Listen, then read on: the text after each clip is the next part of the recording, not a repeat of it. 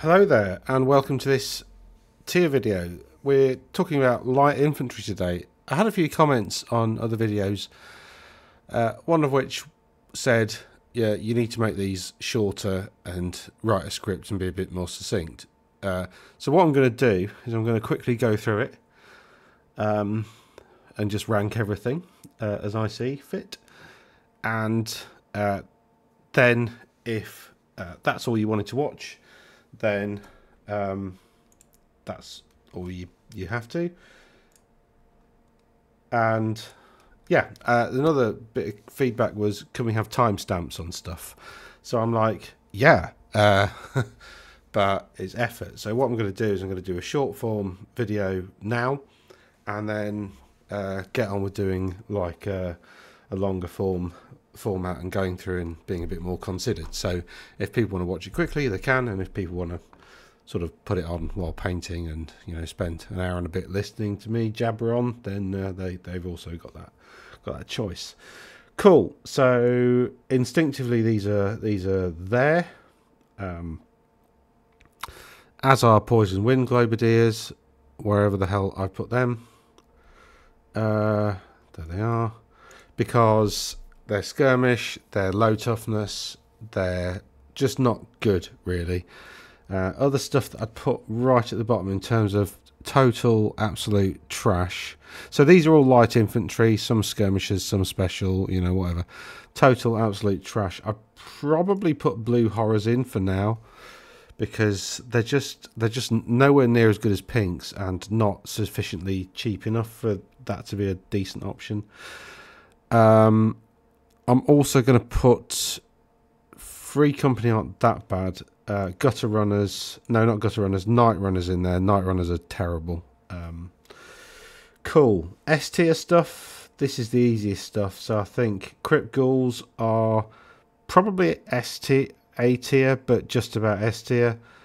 Harpies are not S tier, actually, thinking about it.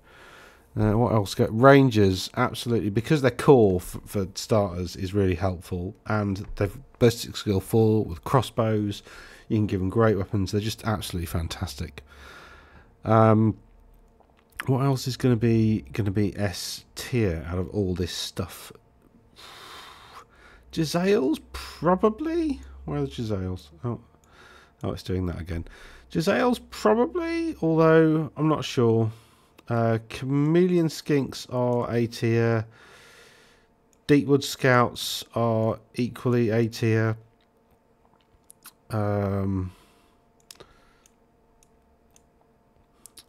are good. High Elf Archers are okay. They're not great. Wood Elf Archers are good. So this is like bad, okay, good, very good, excellent. Auto includes sort of territory here. Oh, I've accidentally put them. I wanted to put Gutter Runners. I think Gutter Runners are pretty good.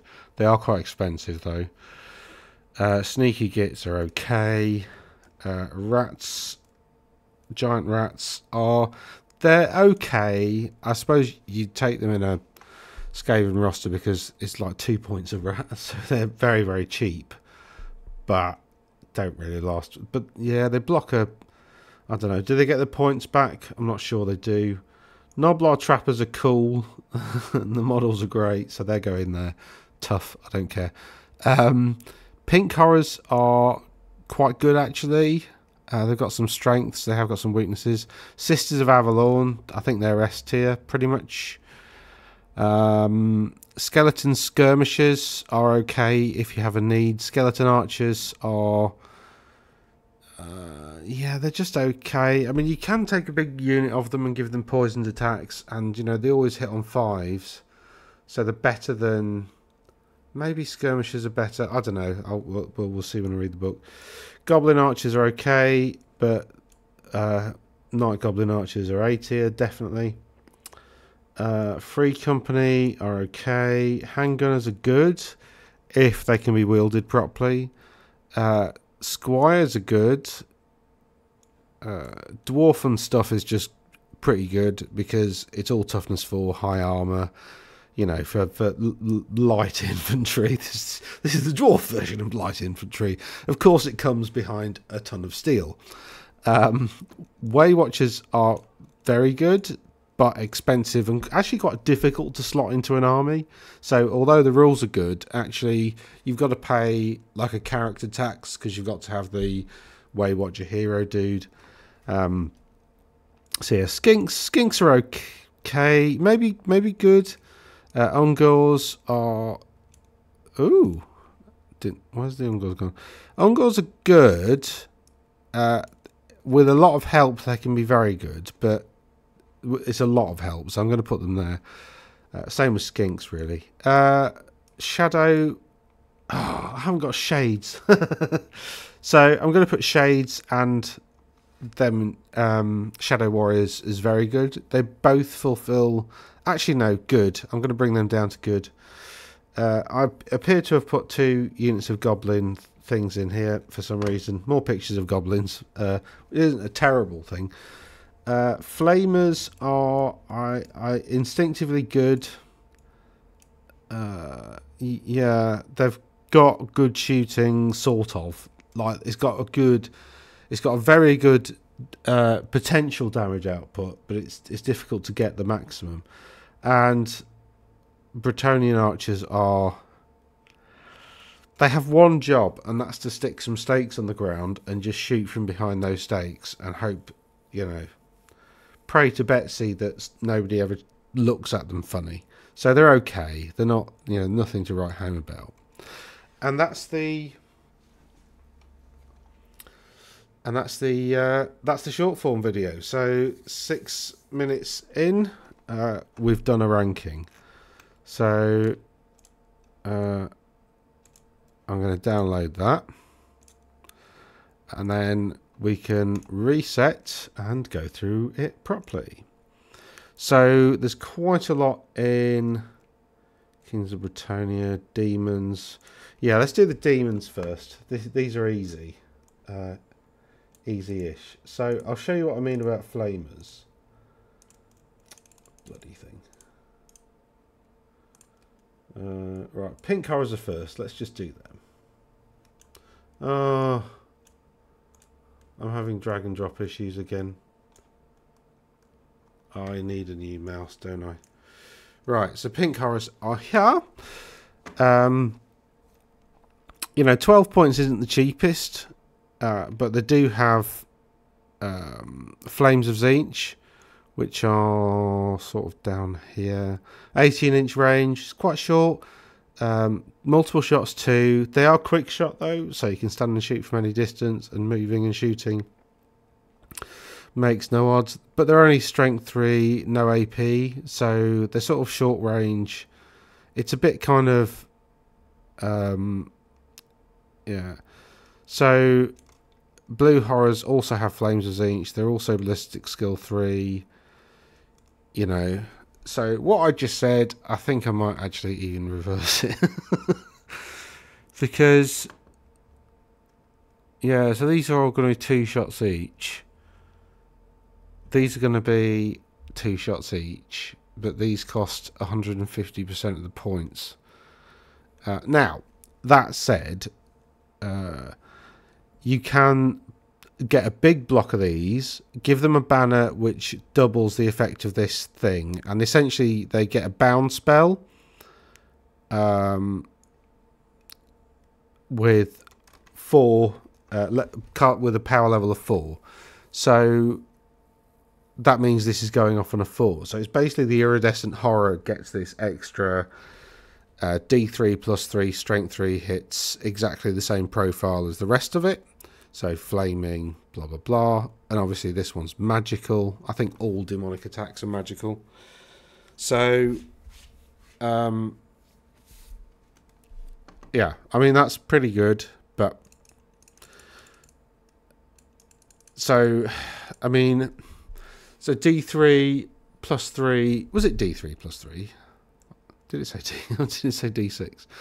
D3, yeah, D3 plus 3, strength 3 attacks. I mean, oh, gone too far. So D3 plus 3, so you're going to average like 5, and that's like hitting on 5s most of the time because of the multiple shots. That's short range. So you're probably hitting on 6s most of the time. So actually D3 plus 3, 5, that's pretty much the equivalent of 30 blue horrors hitting. So, you know, 30 blue horrors are 270 points. If you take like 20 pinks, that's 240 points. You know, an iridescent horror. So I mean, so those in terms of marshal your thoughts, Dan. In terms of shooting output, 27 pink horrors is the same as 27 blue horrors. However, because of the bound spell, that can go up quite significantly. And it's not the iridescent horror isn't the source of it. It's the unit is the source of it. So, you know, the regular infantry, so you'd need at least 15 for that to work. So then you lose a lot of shooting output, I suppose. So you go from like, yeah, so you'd probably need 20. Yeah, so 240 or maybe 21. So you could have like 3 ranks of 7. That would make sense, wouldn't it? And then you got 2 casualties at least before. Yeah. So anyway, where are they? I think they're good. And I think blues are still trash because objectively that shooting weapon isn't great, and you know, cause it's the range isn't fantastic, and they don't have move and shoot either, because move and shoot, i.e. march and shoot, would make that weapon quite cool, would make it quite effective. Anyway, then we're moving on to flamers. Flamers are quite expensive, but they do have 2 wounds, which is pretty good. They are just regular demons, so they just have a 5 at ward save. Again, 5 at ward is pretty good. Toughness 4, 2 wounds. You can have an exalted flamer. So what you have to do is upgrade one to a pyro cluster, and then that pyroclaster becomes an exalted flamer. So you're spending an extra 47, so basically 87 points to stick a champion of a unit champion into the unit, and then that can then be a level 3 wizard. So that then costs you 147 points to make that flamer. Now these have got move and shoot, which is pretty good. They've got multiple shots and they've got quick shot as well, so they have got the cool rules. So essentially they can go, I think they're skirmishers as well, aren't they? Yeah, skirmishers, and they've got move through cover, which is pretty good. Yeah. So the Exalted Flamer obviously has multiple shots. He's got the Law of Demons, so he can do that D3 plus 3. I mean, realistically, you'd want to take Demonology basically for the magic missile, wouldn't you? You can't take battle magic, so it's not about spamming, you know, whatever. But like, you know, you probably, in fact, even level 2 might be okay. Save you 30 points if you need to somewhere else in the list. So, because, you know, if you do that, if you just want a signature spell, you might as well go low level. Exalted Flamer is already a level 1 wizard anyway, but you can make it level 3. So, yeah, I guess. Anyway, I'm waffling on a bit now. But flamers I don't know. The thing with flamers is, though, that pink horrors are core and flamers are special. So, like, they're probably on par. Flamers are objectively better because they do have quick shot. They do, you know, skirmish works better for light infantry, and the weapons are slightly better. But because I think, was it more strength? Yeah, so they're strength 4 AP 1, so they're infinitely better, but they do cost, you know, 40 points each rather than 12. So, you know, you can buy 3 and a third for the cost of a flamer. So, I mean, it's not ideal really. Okay, and I think that's all the light infantry from the demonic book. So we'll shut that down and let's have a look at Chaos Dwarves. There's only really the Hobgoblin, what are they called? Not Hobgoblin, Sneaky Gits, that's what they're called. Where are they? They're about here. So these are, I mean, they've got ambushers, which is a decent rule for like hunting war machines if you wanted to spend like 60 points on this type of nonsense. You know, they do have backstab, they do have evasive, which means they can fall back in good order when they're being shot at, I think. an automatic. Yeah, it's just fall back in good order, isn't it? And they've got move through cover, so they can come on like on a forest that's near the back edge. And skirmishers makes them like skirmishing. That extra -1 to hit really can make a difference because there's a lot of negative modifiers to hit in the game already. So an extra one, you know, can turn your 5s into 6s basically, because the unit's going to have to move to shoot at them, aren't they? So, yeah, but they're just not very good. They're okay. Like, I guess they fulfill a role, but you don't tend to see them very often. So that's the Chaos Dwarf.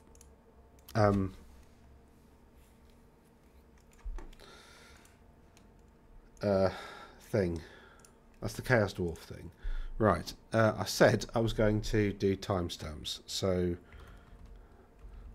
shades. So, 1550 shades. So let's talk about shades. Where are they? I probably shouldn't like write it down as I'm going along. That's a bit silly, really. Labouring the point somewhat. Shades and actually Shadow Warriors, I'll do it at the same time because they're basically the same thing. Although some people argue Shadow Warriors to be better. This is hotly contested. So, you know, let's do this. Right, so Shadow Warriors, we've got, in fact, I can probably get them side by side. So let's put that there. Come on. And let's go for that. And then that one. And here we go. Right, so as you can see, Shades, Shadow Warriors, they've got more or less the same profile. There we go. More or less the same profile. Shades are a point more expensive. Well, let's look at their rules. Both got reflexive, both got evasive. They hate high elves because all dark elves do. Shadow, they've got move through cover, scouts and skirmishers. So you can deploy them as scouts. They've got scouts and skirmishers and move through cover. And they've got fire and flee, and they've got reroll ones to hit with hand weapons in combat, which is what Ithalmor weapons do to single hand weapons. And they've got veterans, so they're rerolling all the leadership tests. And they've got Warriors of Nagarath, which means deployment and selections shenanigans, essentially. Shades can take an additional hand weapon, or they can take a great weapon, which is cool. It sort of changes the way that you might want to use them. And you can give them more rules. Ambushers, Chariot Runners, Veteran, and they can go for Feigned Flight. So, Shadow Warriors are better, like, objectively. But, you know, I think they're both very good. Are they, though? I think they're both good. Like, you might want to take a unit. I think the problem is that in both rosters, like, internal balance is pretty bad. So, you're probably not going to see these on the tabletop. So they're good. They're not very good. They're not amazing, game-changing, potentially. That kind of material goes in S tier. Cool. So let's do the other High Elf book. High Elf entry. So that finishes off the Dark Elves, I do believe.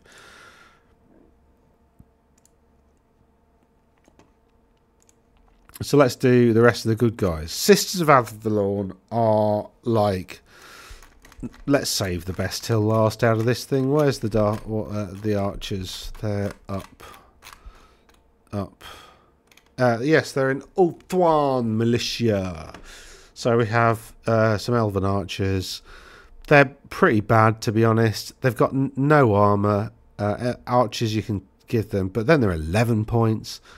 They do have longbows, so they've got that nice 30-inch range. They're all strength 3 hitting and armour bane 1. They do have volley fire, I think, don't they? No, it's the longbow weapon itself that has the volley fire keyword, isn't it?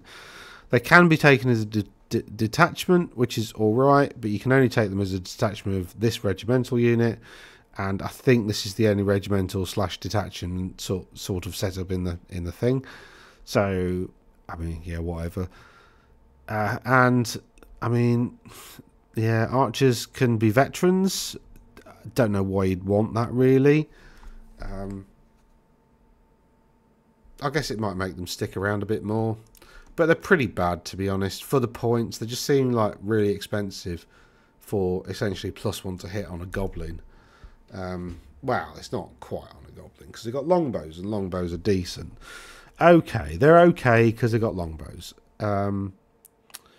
Right, let's finish off the good guys, because that's it for high elves, I think. I'll just check quickly.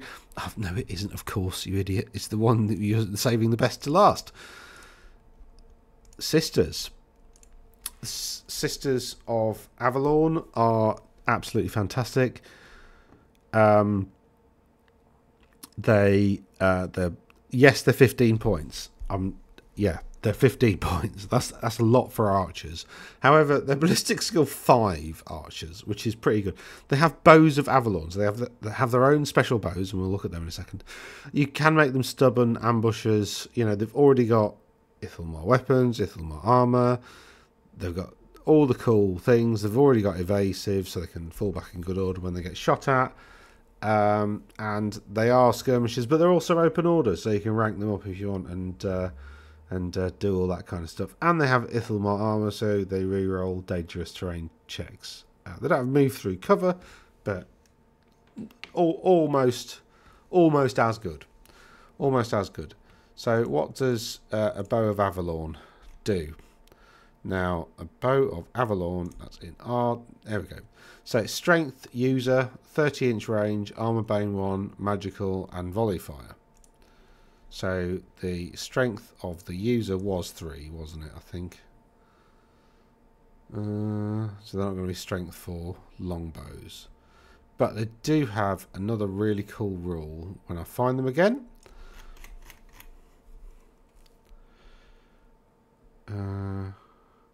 They have Arrows of Isha, that's the one. And Arrows of Isha means AP 1 and Armor Bane 1. And remember, Armor Bane stacks, so they're actually AP 1, Armor Bane 2, which is just absolutely fantastic. Just brilliant. So they're really, really good. They don't need much help to be really, really good. And I think, does the character that you can take make them even better? No. Oh no, they can give them +1 to hit because of the Horn of Isha, which yeah, it's just +1 to hit and to wound. So if you take a Handmaiden of the Everqueen, stick her in that unit, she can +1 to hit and wound with these 30-inch range, strength 3, AP 1, armor bane 2 arrows, and the yeah. So they're fantastic. Cool. So definite S tier. Considering all they do, they're actually not that expensive. Harpies are very good. I'm not going to really go through that with in much detail.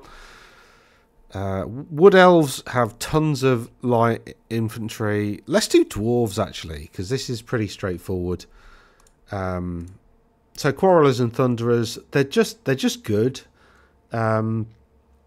They can take lots of cool stuff. They can take a brace of pistols, or a pistol the veteran can replace, but I don't think you'd want to do that. The main reason they're really good is dwarf crafted. Dwarf crafted means that you don't suffer the -1. I think it means you don't suffer the -1 when making stand and shoot. Yeah. So that's pretty good. They're much better standing and shooting than they are at any other type of shooting. So you really want to be charged if you're these guys. I'm not sure that I put.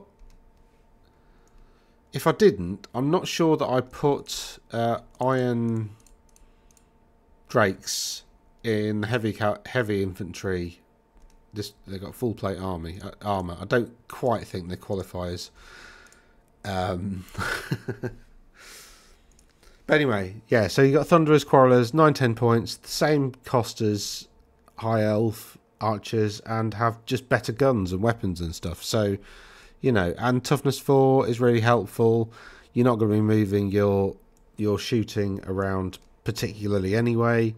So, you know, they're just both good. They're not going to provide an outstanding contribution to the game, to any games. They are just going to be solid and, you know, 50-50 got a chance of earning their points back.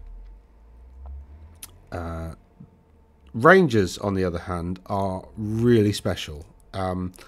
They're like, so a crossbowman here, quarreler, 9 points, all those rules, right?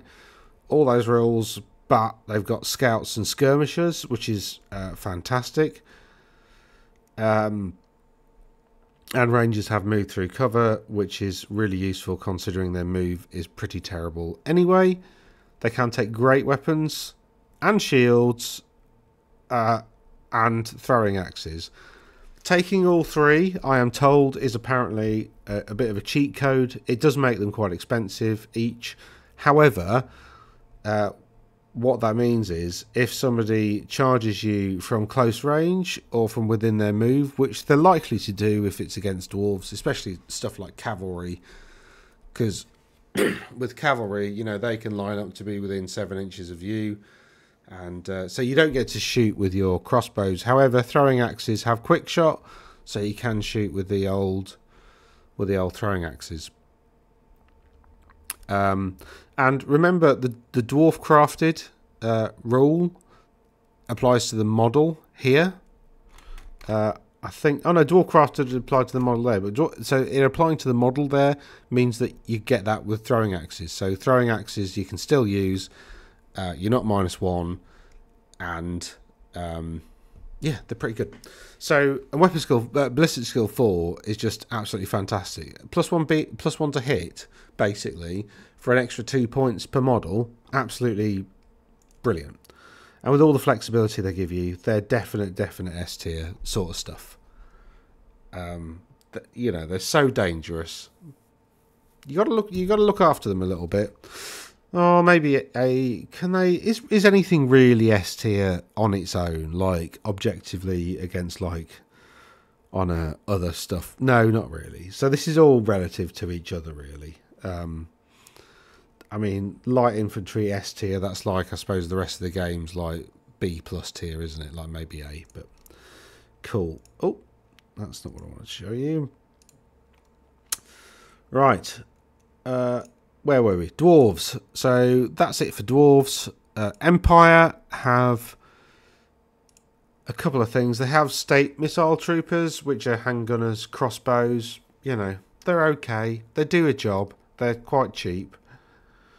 Handgunners being 8 points, crossbows being 7, you know, which is, you know, again, a couple of points off the dwarf ones and not really having...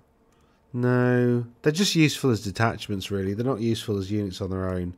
They're okay. They're definitely in just, you know, very mundane, not very good territory. Where the bloody hell's the other one? Oh, no, that's that one. And then we've got these free company guys. Again, they're possibly trash. They're actually 6 points is quite expensive for something that's basically got throwing weapons and 2 hand weapons. Like... You know, it's just not very good. Empire Archers, on the other hand, are, you know, pretty good, considering they got Vanguard. You know, so they can make a Vanguard move. Oh, and you can give them... Yeah, you can... Sorry, I thought... I just played somebody, and he was giving them scouts. I thought you could give them scouts. Yeah, scouts. You can give them scouts. Upgrade for +1 point.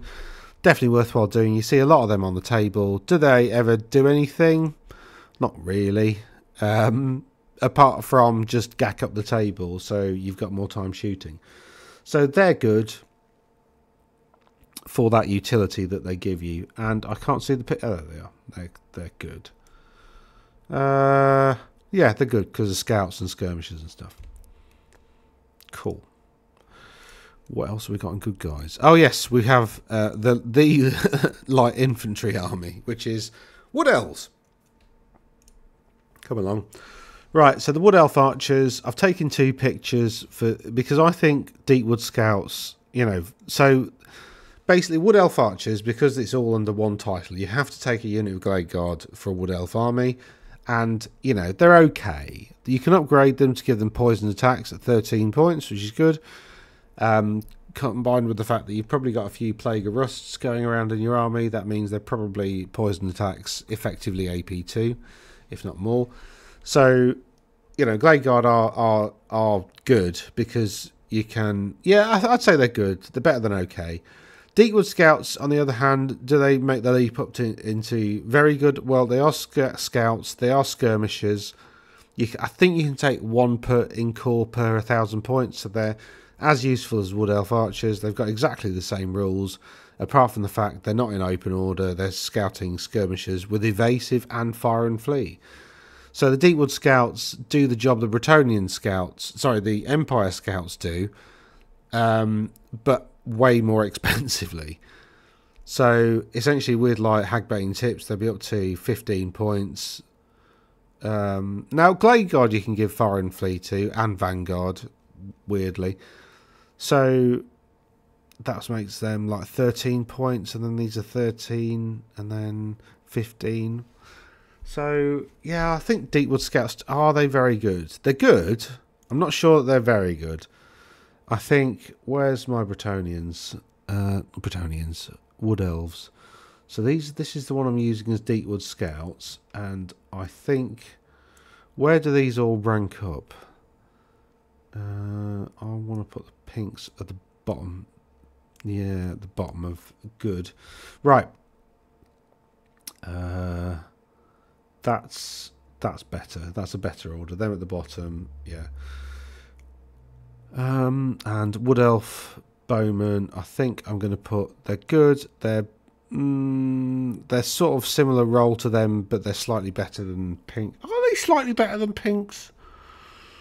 Oh no, I think I'm underestimating pinks. I'll put them there. Put them there. Yeah, pinks are. Oh, it's so difficult, this bit, actually. I don't know. They're all about much of a muchness, really. Because it's like in terms of utility to their army and how, like, when you're building an army, do you think you have to include them? I mean, pink Norwich you have to because they are the core choice, but I mean, whatever. Okay, so that's one Wood Elf choice. Eternal Guard I did under heavy infantry because that's kind of their job, despite the fact that they've got like a 5-up save, which is really bad for like spear infantry. Right, Wildwood Rangers I put in elite infantry, I think, didn't I? Yep. Somebody had a bit of a whinge at me about putting these. I didn't rate them very well, but like light armor and shields and toughness 3, like they die to a stiff breeze. I mean, yeah, they're probably in cover, so they're hard to hit, but like there's a lot of stuff that just auto hits, and auto hitting stuff just takes out units like this, just like all in one. So they've got significant drawbacks. So Way Watchers. Are Way Watchers the only other? I suppose they are, aren't they? Because the others I've put into other categories because Wood Elves are basically all light infantry. Right. Way Watchers are 16 points a pop, which is quite expensive. However, they are ballistic skill 5, which is excellent. They can take the arrows, so you're probably 18 points maybe. You might want to take Swift Shiver Shards. I think that's the one that does 2 shots instead of 1. With their ballistic skill, they could probably use it. But arguably poisoned is still better. I guess you're not going to have that many of them. Yeah, I don't know. Maybe these you'd actually want to put Bodkins on. They've got all the cool rules. Scout, skirmishers, move through cover, evasive, feign flight, fire and flee, ignore cover. They've got all the stuff that you'd expect. They're the ultimate archers. Now, the question is, do they do much damage in a game? You know, you're not going to have more than 10, really, are you? Because that's 160 points on just 10 bows. Very good bows, but again, it's just 10 bows. So what are they going to do? Like, they might be able to kill 2 or 3 Chaos Knights a turn? 2 or 3 Bretonnian Knights a turn? Is that enough? Like 20, 40 points a turn? 5. I mean, yeah. I mean, they're gonna have to do it every. I can't see them doing it every turn though. So, I guess like they're good. They're Are they better than Deepwood Scouts? I guess for the points they are, but not much. Because again, once you get expensive and your only output is basically bows, you know, the sort of you get diminishing returns. I think with like archers because bows are just so limiting. Right, have I got anything else in the Good Guide book down here? Our Free Guild Company. Yeah, I mean, they're popular though, I guess because they're cheap and the models are alright. They're probably at the bottom end of okay. Right. Let's do the bad guys now. So let's close that one down and let's go for evils. Evils, right. Orcs. There's actually only really one light infantry unit in the orc roster. Well, 2, I suppose. It's just goblins. Everything else is quite, you know, it's quite beefy. So, goblin mobs, it's 3 points, well, 4 points for a short bow. Which is okay, but, you know, short bows are like only, what are they, 18-inch range, something like that? They're strength 3. You know, 1 shot. I think they've got volley fire maybe, but like... So for instance, if you spent, I don't know, let's say 120 points on goblin mobs, right? So that's 30 with short bows, right? 30, you're probably in like, well, let's say 3 ranks of 10. So that's 20 shots, which you might have to...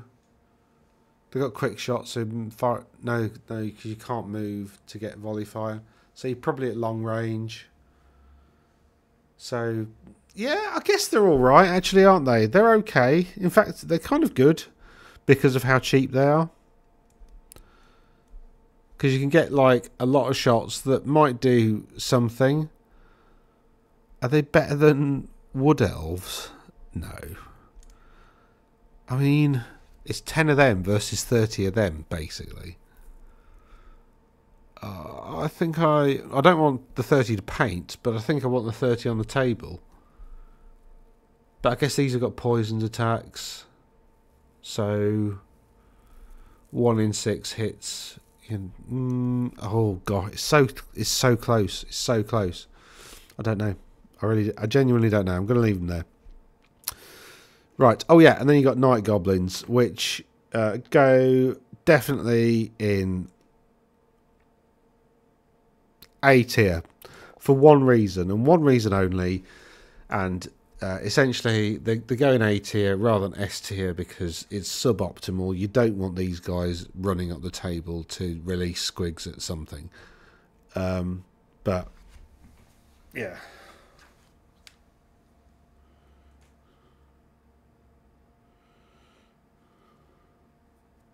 Sorry, I just got to respond to something.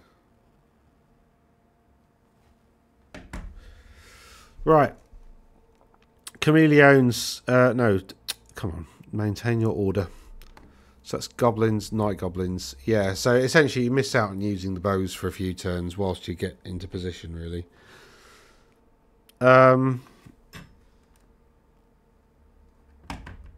my daughter's just texted me. Right. Where was I? Evils. Right. Warriors of Chaos don't have any light infantry. Beastmen, actually, because of where everything else goes, it's really only Ungor hordes, which are their kind of light infantry, strangely. And you know, they're not very good.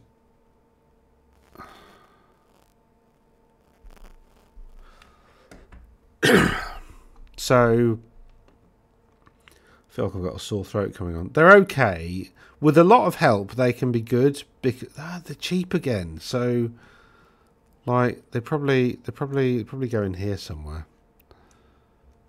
Yeah, probably about there.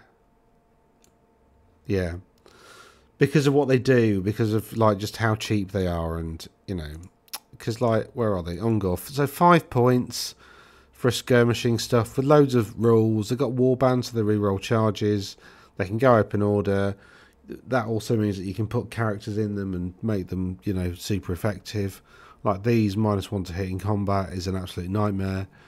You know, they get to add their rank bonus to their leadership because they've got hordes. So they can be leadership 9 without any characters in there, which is fantastic. They reroll Fear, Terror and Panic because of Mark of Chaos Undivided. And, you know, chariots can just charge and see through them. So they've got an awful lot of utility. But once you look at them funny, they die. Right, that's Beastman's. Tomb Kings again, you've got archers, which, I mean, so they always hit on 5s because of Arrows of Asaph. They, you know, they don't suffer any negative modifiers to shooting. So it's always 5s, but they've only got warbows, so they've got 24-inch range, strength 3 because warbow's a strength user. You know, they can hit, you can give them poisoned attacks, but it's quite expensive and difficult to do that. So they're resurrectable, which means it's difficult to price them, but for 5 points each, actually, I think they're good. But they can go the new tail end of good. Are they better than Goblins? How many points? Yeah, they're better than Goblins. Done that again. And then you got Skeleton Skirmishers, which are, what? Well, you know, they're not. They're 5 points with warbows. You can give them ambushers, which is pretty cool. These have also got chariot runners, but these have to be skirmishers, so no open order with them.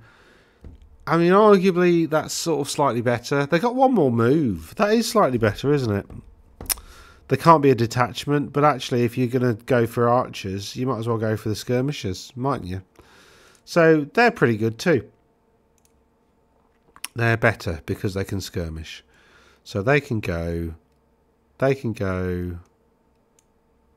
probably there. Actually, I'm going to put them there.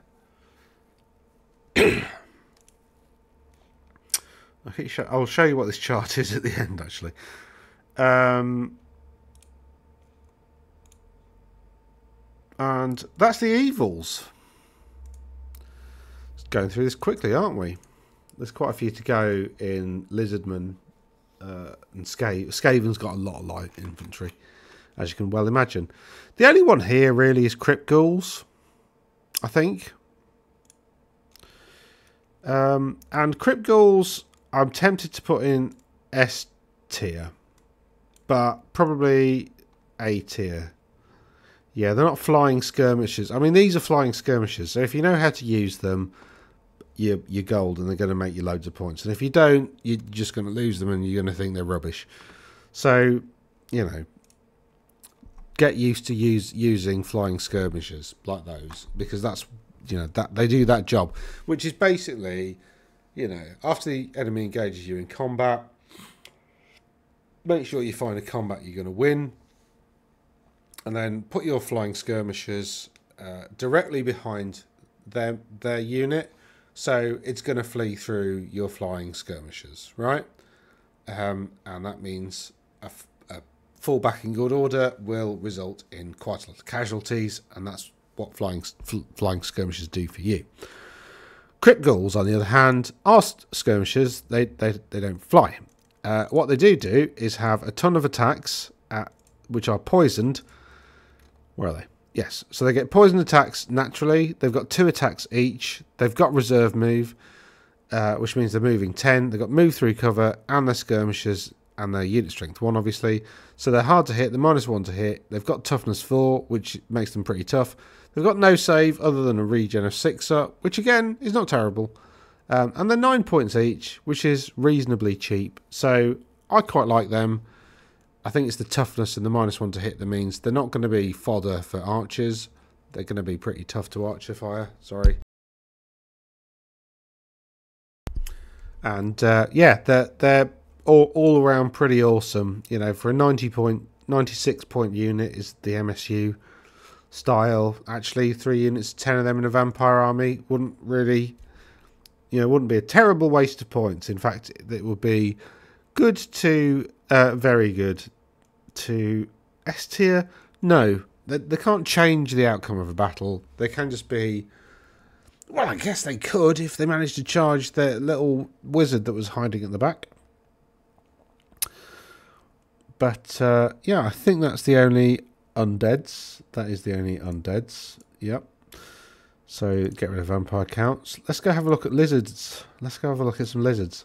So we've got chameleon skinks and we've got skinks. These are the two light infantry choices for well, what I'd put in as light infantry anyway. And they're both on the same page, which is quite useful. So you've got skinks who have blowpipes or javelins. Blowpipes and javelins. One of them's longer range. One of them's got more shots. I think they've both got stuff like quick shot and stuff like that. The reason these have got poison attacks, javelins only, is because the blowpipes already have poison attacks. The blowpipes have poison attacks as part of their profile. Javelins don't. Javelins come with shields though, so that makes their say 5 up, which is actually okay for light infantry. They've got as much armor basically as dwarf thunderers, so they're pretty good.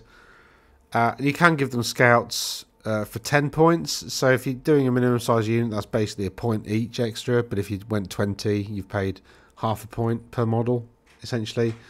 You can give them Vanguard, which with move 6 isn't terrible, and is a bit cheaper than Scouts.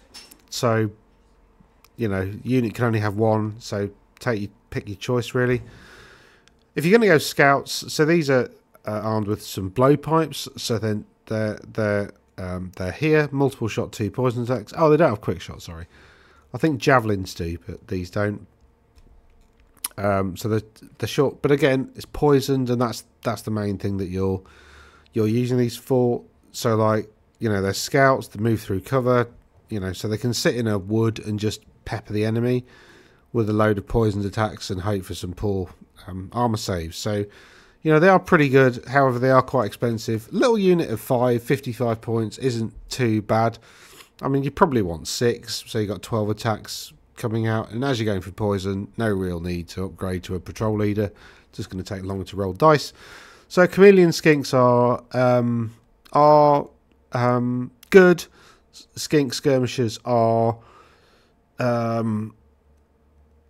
I mean, yeah, they're good.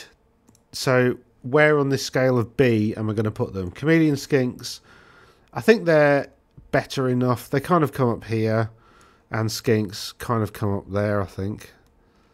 It's yeah, the best light infantry I think can skirmish. I think skirmishing really helps because your defense is then the -1 to hit from range rather than anything else.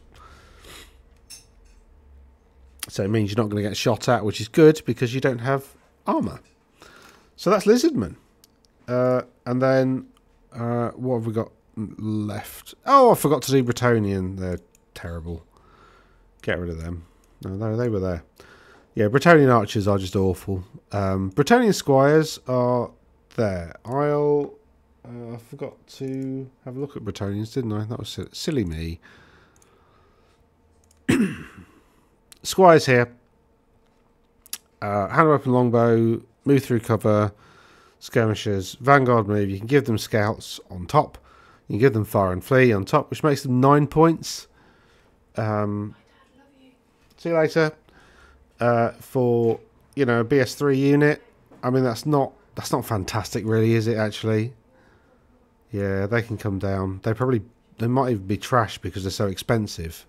I think that's the problem because like all these other, like these are what 4 points each, and these are 9 points each, and they don't do too dissimilar a job, so they cost twice as much. I just don't see them ever getting their points back. Maybe they are trash. Maybe they're a trap. I thought they were quite good from first reading. But like, so if there's 10 of them, that's like 90 points for something that what? You're going to generate 3 or 4 hits a turn, 1 wound. That's not really going to get 90 points back by the end of the game, is it? In fact, it's almost impossible for them to. Do they have... No, because you want nice clear lines for your knights to charge through, because your knights have got one of the largest charge distances in the game. So, yeah, they go there. And the Bretonnian... my dog's yapping because she thinks the kids are upstairs and they're ignoring her, but they're not. My daughter's just walked off. Anyway, you got some peasant bowmen, 5 points. These are... In fact, they're better because they're cheaper, aren't they? But not by much. You can make them skirmishers, actually. And... when a unit... Stakes are placed in contact with the front arc. Okay, so if it's in skirmish, you don't have a front arc, so you can't place them. Oh, that's a clever way of writing it. I mean, basically, anything makes a disrupted charge apart from cavalry or chariots charging them with stakes, and then it becomes dangerous. So actually, you know, the dangerous could take out, you know, a bit of heavy cavalry inadvertently. So they're actually okay. They're not as...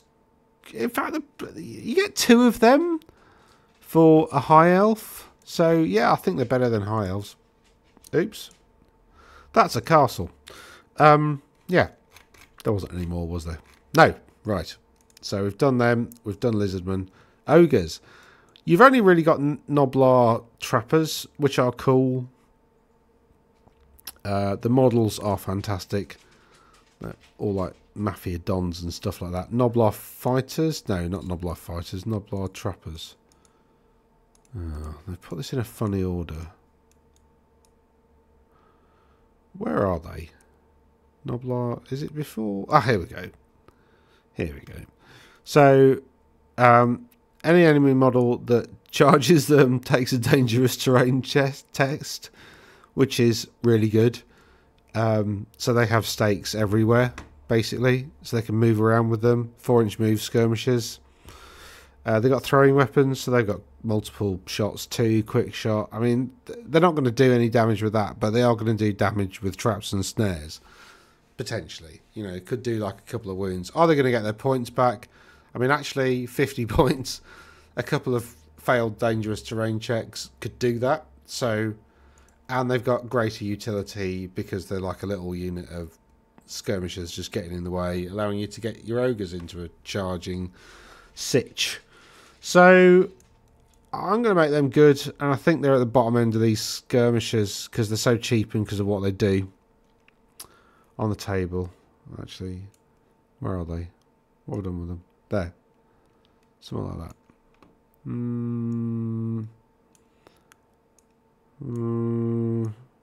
Yeah, they're better than skeletons. I think they go there. They're not as good as these. Did they have scouts? I can't remember, sorry. I can't remember. They do have scouts, yeah. So they're probably about that. Probably about there. Cool. Is that? I think that's the only ogre. That's the only ogre one, isn't it? That we got. We've got 2 images of these, which I don't know why they're there. And are the rest Skaven? They are indeed. So you know we've got a lot of Skaven to have a look at. Skaven players, look away now. I'm afraid to say is my takeaway. Right.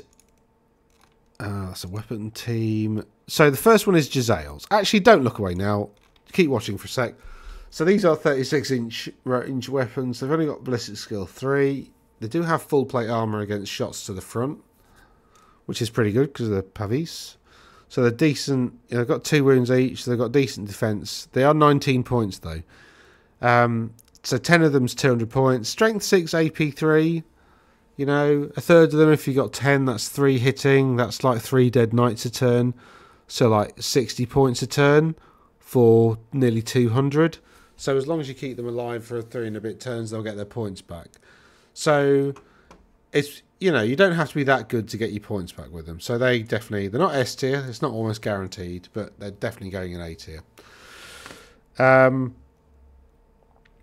Now look away. So poison the wind globadiers. These have poison wind glows, which, you know, if you they do have move and shoot, and they do have quick shot.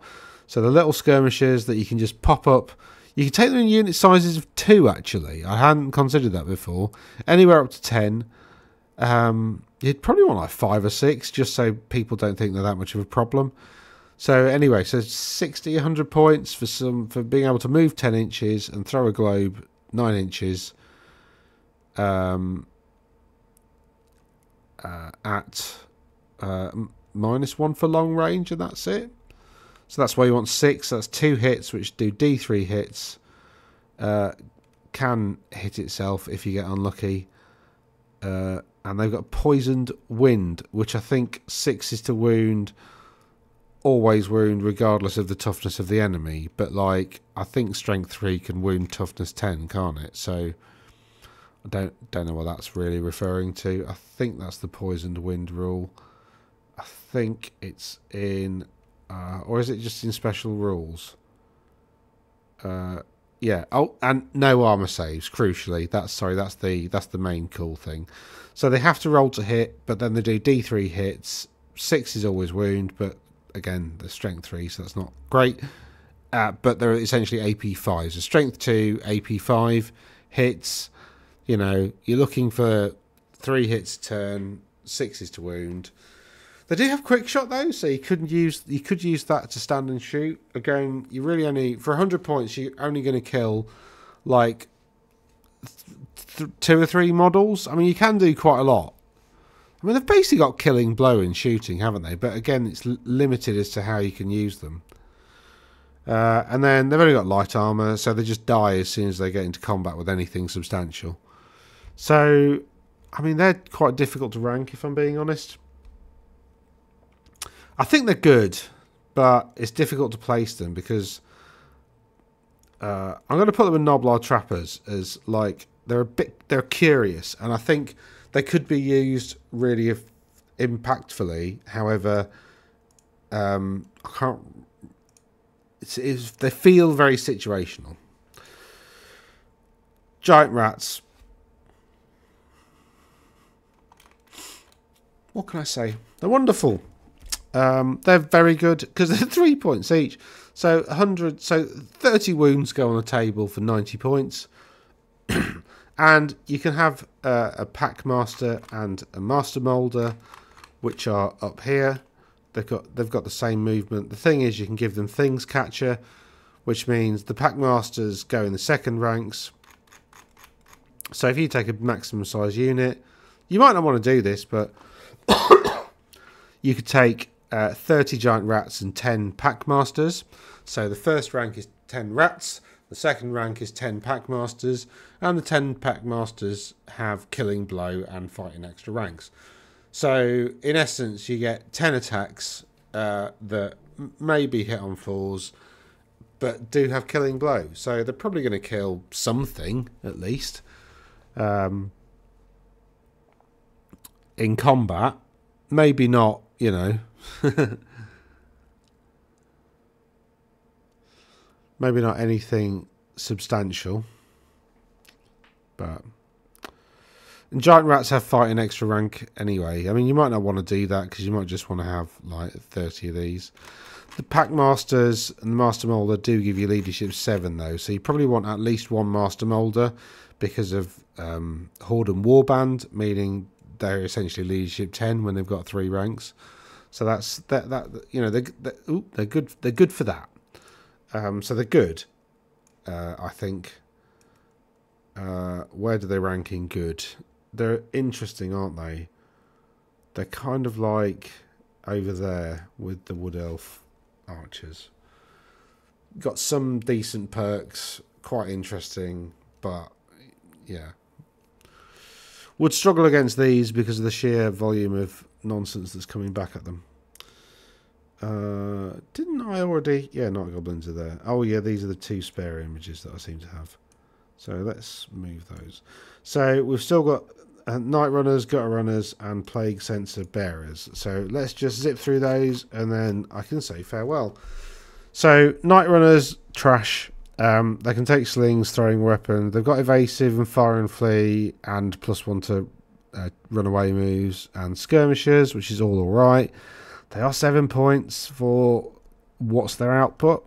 Like, they've just not really got any output, and they don't have poisoned attacks, so they're just not going to have any output. Basically, they're going to be, yeah, they're just not going to have any output. That's about it. They're going to find it almost impossible to get their points back. Like, yeah. Gutter runners, on the other hand, are more expensive, but they are BS4 and they can have poison attacks, which makes them 15 points. Sorry, makes them 16 points. So expensive for all those abilities. But they do have like Feigned Flight, which is really, really crucial. See, the problem with this firing fleet is they're not going to rally because they're only leadership 5 and they can't take a musician. So once you've fired and fled with them, they're just going to keep running and probably panic other stuff. So terrible. But these have got Feigned Flight, so they can fire and flee and then automatically rally at the end of it. So that's it's not worth 7 more points, but they have 2 hand weapons, so they got quite a few attacks in combat. Again, with poisoned is very good. And you can give an assassin an item. You can upgrade a model to give it an extra attack. That was weird. But it's just the expense, really. So if they were a little bit cheaper, they'd be very good. But I guess, oops. No, I don't want to do that. I don't want to bring the comedians back down. I wanted to bring you up to the bloody thing. Where were they? Oh, no. I want to make them worse than... yeah, they're probably... If I'd have got a thing for shades, I'd probably put shades below them and shadow warriors above them, if that makes sense. And then finally we've got the plague sensor bearers, wherever I find them. These are very expensive. These are very expensive. 13 points a model. They got movement 5. They got skirmishers. Blah blah blah. They are combat skirmishers, so they want to get into combat. They're skirmishers with warband. So warband means they get to re-roll their charges, basically, but they obviously can't benefit from the ranks to leadership thing because they're skirmishers. They can't have ranks. They are stubborn, which means they're not going to have the frenzied, I guess. So in the first round of combat, they got 2 attacks that are poisoned, but only AP 1. So it's like a flail with worse AP. But it can re-roll any wound rolls of 1, I guess, which is all right.